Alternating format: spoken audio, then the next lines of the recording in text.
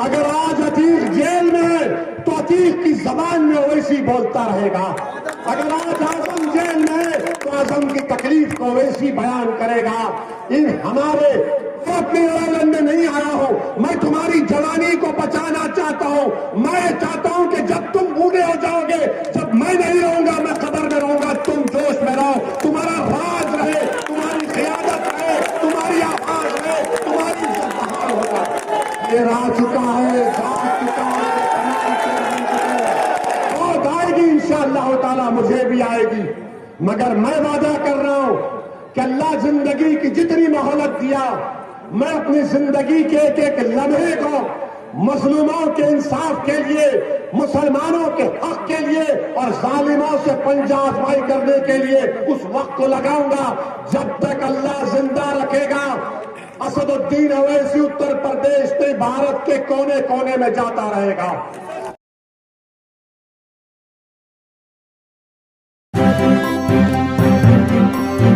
Media voice, आपकी आवाज। भीख मांग रहा हूं, तुम जंग से पहले नतीजे की फिक्र मत कराओ। 60-65 साल हो चुके हैं, तुमने क्या हासिल किया बताओ। 19% की आबादी, 28% उत्तर प्रदेश की जेलों में मुसलमान।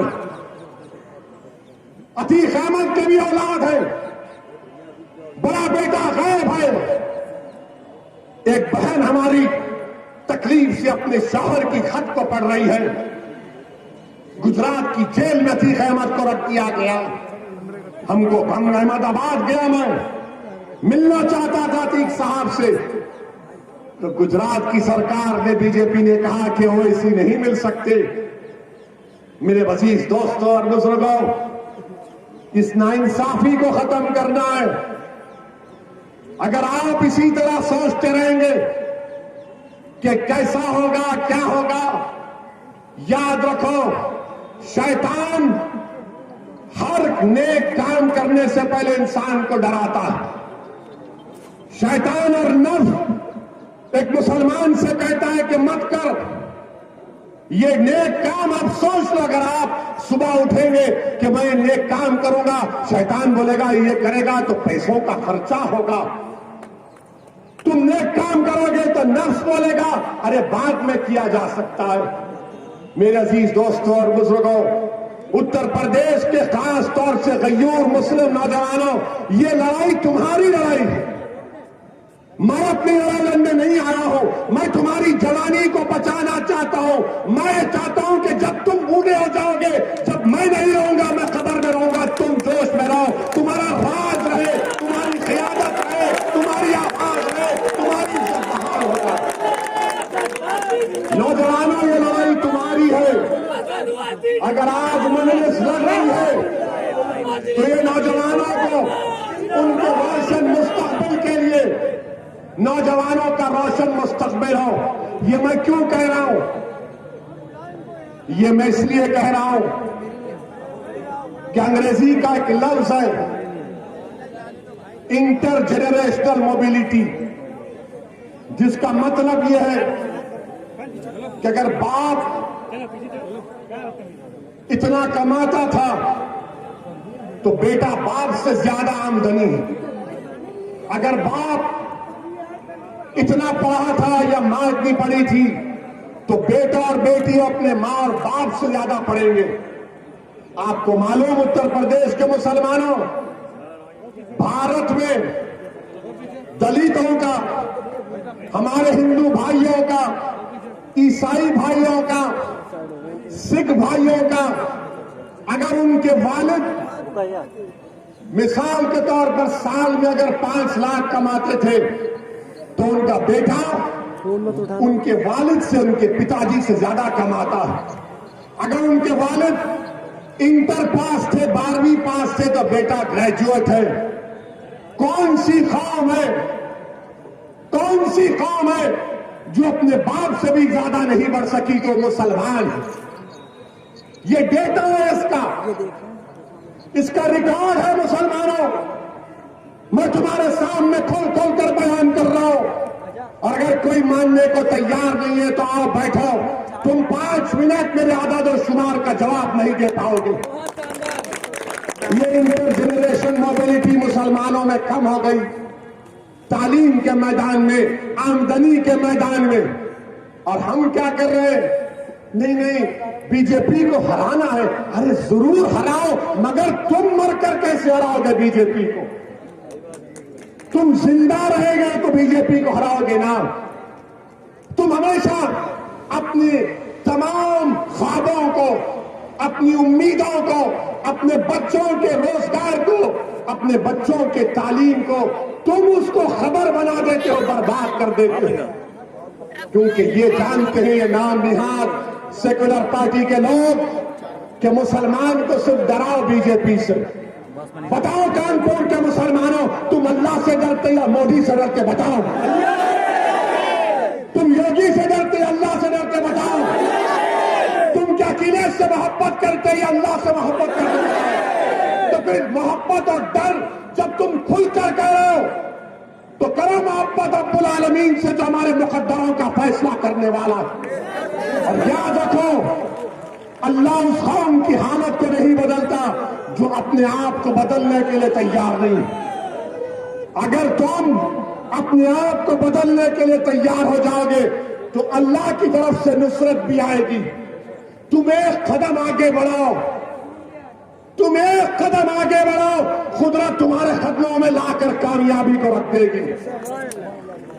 कब तक तुम कदम बढ़ाओगे इन जालिमों की तरफ जिनको तुमने सत्ता दी, इख्तिदार दिया? बताओ मुसलमानों को क्या मिला? खैरात मिली, खैरात मिली मुसलमानों को। मेरे अजीज दोस्तों और बुजुर्गों, ये सियासत है और सियासत में आपको अपने वोट की अहमियत को जानना पड़ेगा। डर की बुनियाद पर वोट मत दो, डर की बुनियाद पर वोट देने की जरूरत नहीं है। बताओ, आज अगर भारत में बीजेपी के पास 300 से ज्यादा एमपी है तो आपको मालूम कि सिर्फ भारत के 6% मुसलमानों ने बीजेपी को वोट दिया, बाकी के तमाम ने ओवैसी को नहीं दिया, इन लोगों को वोट दिया, इन लोगों को वोट दिया। तब भी तुम्हारे वोट बीजेपी के खिलाफ पड़े, मगर कौन जीत रहा हो? इसीलिए मैं आपसे कह रहा हूं कि अपने घर में चिराग जलाओ, पहले अपने घर को आबाद करो, अपनी एक सियासी कुव्वत को पैदा करो, अपनी एक क़ियादत को बनाओ। ये इन बातों पर आपको गौर करना है। इंशाअल्लाह ताला यहां से मंगलिस का उम्मीदवार होगा। कितने मर्तबा यहां विधानसभा के इस असेंबली हल्के की आवाम में सोलंकी परिवार के कितने 4 लोगों के मिले बनाए? कितने बार? क्या मिला? क्या मिला? अब भी आके बोलेंगे ओवैसी की बात में मत आओ, बीजेपी आ जाएगी। आप ये बात सुनिए, हम बचपन में सुनते थे हमारे घर में कि सो जाओ वरना शेर आ जाएगा।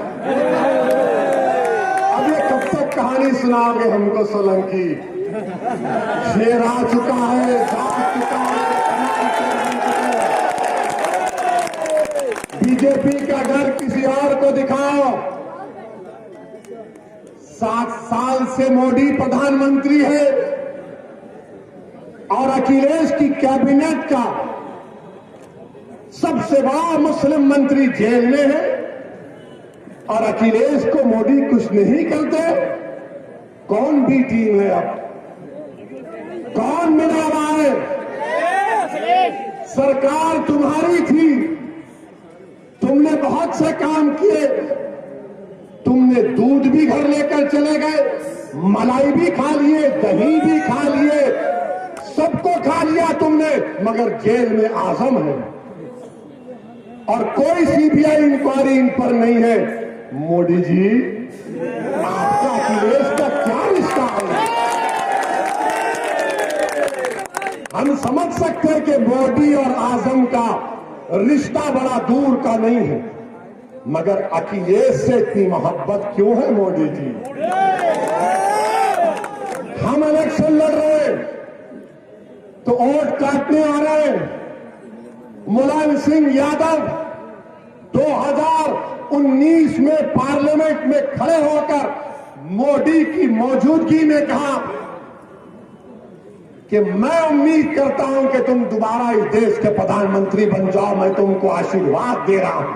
सच बात है। मुलायम सिंह बोलेंगे तो बड़ा काम, और वैसी गरीब मुसलमानों की हक की बात करेगा, वोट काटने आया है। आपके घर में शादी है, मोदी आते हैं, मगर हम मुसलमान को नेता बनाना चाहते हैं तो आप हम पर इल्जाम लगाते हैं। मेरे अजीज दोस्तों और बुजुर्गों, ये इनका दोहरा चेहरा आपको देखना है। कोई अलायंस करे या ना करे, मुझे उसकी फिक्र नहीं है। मैं एक दीवाना हूं, मैं मन चलाऊं, मैं अल्लाह की जात पर भरोसा करके अपना काम करता हूं। मुझे कामयाबी मिलेगी इंशाअल्लाह ताला, दुनिया में भी मिलेगी और आखिरत में भी मिलेगी इंशाअल्लाह। अल्लाह हमारे लिए काफी है। हस्बुनल्लाह व निअमल वकील, ये हमारे लिए काफी है। जब अल्लाह राजी हो जाएगा, ये तमाम नाम निहाद पार्टियां क्या करेंगी? आपसे सिर्फ यही गुजारिश कर रहा हूं, अपने हौसलों को बुलंद रखो, अपने अज़म को बुलंद रखो, और ये गैर यकीनी कैफियत अपने दिमाग में आने मत दीजिए। ये आप कल तक कह सकते थे कि हमारे पास कोई विकल्प नहीं है, हमारे पास कोई ऑप्शन नहीं है। आज मजलिस आपके दरमियान में क्या किया यहां के समाजवादी के विधायक ने? कुछ काम नहीं। क्या जीतते हैं? मैं मुसलमान, मैं मुसलमान हूं और बीजेपी आ जाएगी। अरे क्या तू मुझसे बड़ा मुसलमान है? हमसे बड़ा हो गया तू? मुसलमान का नाम लेते हैं और जब CAA का प्रोटेस्ट चलता है तो गायब। मेरे अजीज दोस्तों और बुजुर्गों, अपने वोट की अहमियत को समझिए। और रहा सवाल बीजेपी की हुकूमत का, तो बाबा ये बड़ा दावा कर रहे हैं योगी और बाबा, हमने उत्तर प्रदेश में ये विकास किया, वो किया। जरा ये तो बता दो आप हेलो हेलो कि नीति आयोग की रिपोर्ट आई, दिल्ली की नीति आयोग जो मोदी के मातहत आती है, भारत सरकार की, उसने ये कहा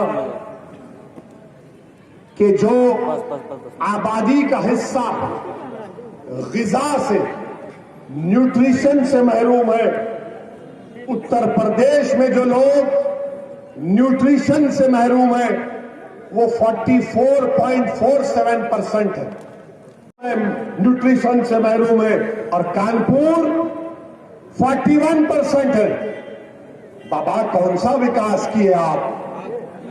ये नीति आयोग की रिपोर्ट है। और फिर जहां पर 6 बच्चे जिनको स्कूल नहीं गए, उसका नंबर उत्तर प्रदेश में 37%। मेरे अजीज दोस्तों और बुजुर्गों, हर मैदान में उत्तर प्रदेश कमजोर है। बीजेपी ने सिर्फ यही किया, हिंदू मुस्लिम किया। बीजेपी ने नफरत पैदा की मुसलमानों के ताल्लुक से। बीजेपी ने उन लोगों को ओहदे दिए, उन लोगों को इज्जत दी जिन्होंने मुसलमानों के खिलाफ कुछ कहा या फैसला किया। मेरे अजीज दोस्तों और बुजुर्गों, आज पेट्रोल और डीजल की कीमतें आसमान को छू रही हैं, मगर योगी आदित्यनाथ और मोदी कह रहे हैं कि सब अच्छा है। गैस का सिलेंडर 14 केजी का 1600-1500 रुपए में बिकता है, मगर बाबा को उसकी फिक्र नहीं है। मेरे अजीज दोस्तों और बुजुर्गों, नौजवानों की में बेरोजगारी का इजाफा हो गया। जो 20 और 24 साल के बच्चे, उनकी बेरोजगारी में इजाफा हो गया। बीजेपी के पास इसका कोई इलाज नहीं है। और अभी शौकत साहब बता रहे थे कि कानपुर देहात रसूलाबाद पुलिस स्टेशन में एक 80 साल के बुजुर्ग मोहम्मद रफीक को पुलिस स्टेशन में इनकी दाढ़ी नोची गई और उन पर पेशाब किया गया। और ये हरकत करने वाले का नाम एसआई है गजेंद्र पाल सिंह। बताइए आप, ये आपकी इज्जत है कि 80 साल के बूढ़े को उसकी दाढ़ी को नोचा जाता है कानपुर देहात रसूलाबाद पुलिस स्टेशन में। अगर ये बात सच है तो शर्मिंदगी नहीं बल्कि तकलीफ होती है कि तुमने दाढ़ी देखी और कहा कि इसकी दाढ़ी को नोचा जाएगा। क्या हमारी दाढ़ी से तुमको नफरत क्यों है? 80 साल के बूढ़े से तुम ये हरकत करते हो। मैं तो उन पुलिस के लोगों से कहना चाह रहा हूं, याद रखो मेरी इस बात को, हमेशा योगी मुख्यमंत्री नहीं रहेगा।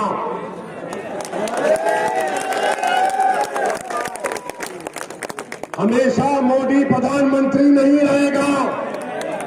और हम मुसलमान वक्त के एतबार से खामोश जरूर हैं, मगर याद रखो हम तुम्हारे जुल्म को भूलने वाले नहीं हैं। हम तुम्हारे जुल्म को याद रखेंगे। अल्लाह अपनी ताकत के जरिए तुमको निस्तो नाबूद करेगा इंशाअल्लाह। और हम याद रखेंगे, हालात बदलेंगे। जब कौन बचाने आएगा तुमको? जब योगी अपने मठ में चले जाएंगे, मोदी पहाड़ों में चले जाएंगे, हो सकता है या कहीं पर जाकर रहेंगे। जब कौन आएगा हम नहीं भूलेंगे। याद रखो, हम वो भी नहीं भूलेंगे कि एक मुसलमान ऑटो रिक्शा ड्राइवर को एक दंगाई बजरंग दल जो भी थे उसको मार रहे थे। वो बच्ची अपने बाप को बचाने की कोशिश कर रही थी। यही कानपुर में हुआ था ना। हम याद रखेंगे, वो बच्ची है, उस बाप की बेटी नहीं, मेरी बेटी है। मैं उसकी तकलीफ को नहीं भूलने दूंगा इंशाअल्लाह ताला।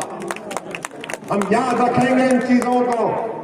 और आप अगर समझ रहे हैं कि लट लेके मारेंगे, टीवी पर दुनिया ने देखा कि बाप है, गोद में मासूम सा बच्चा है और पुलिस के थानेदार लट से मार रहे। बाप कह रहा है बच्चे को लगेगी, बच्चे को लगेगी।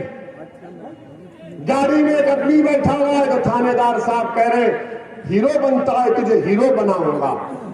अरे तुम आज अपने वर्दी की ताकत पर जिसको डरा रहे हो कि हीरो बनेगा, कल तुम जीरो बनोगे इंशाअल्लाह ताला।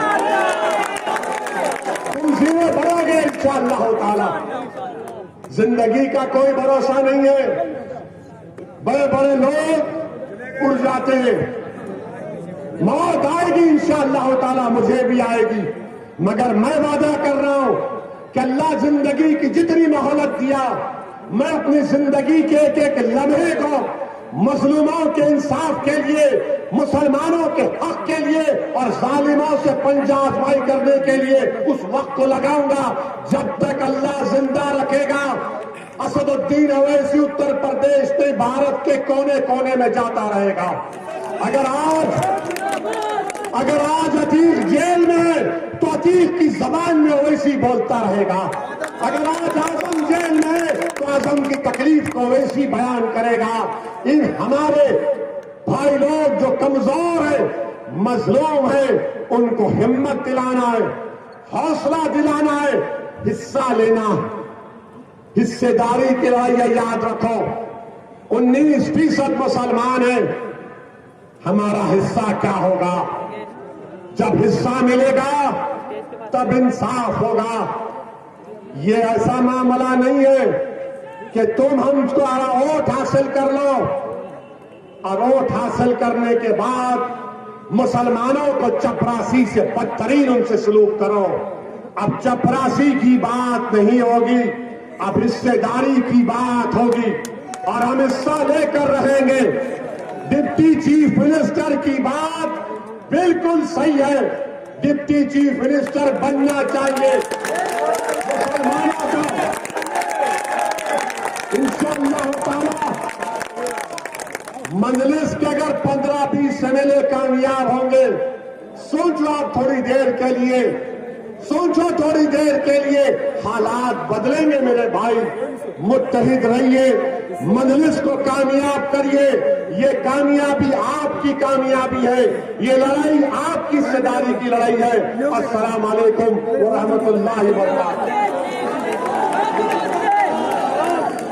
शुक्रिया साहब सभी का सब्सक्राइब करना जितने देख रहे हैं।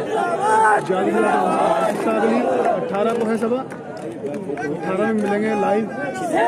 ठीक, सभी लोग सब्सक्राइब कर ले जितने भी हैं, मिलेंगे जनसोच पर सब्सक्राइब कर लीजिए।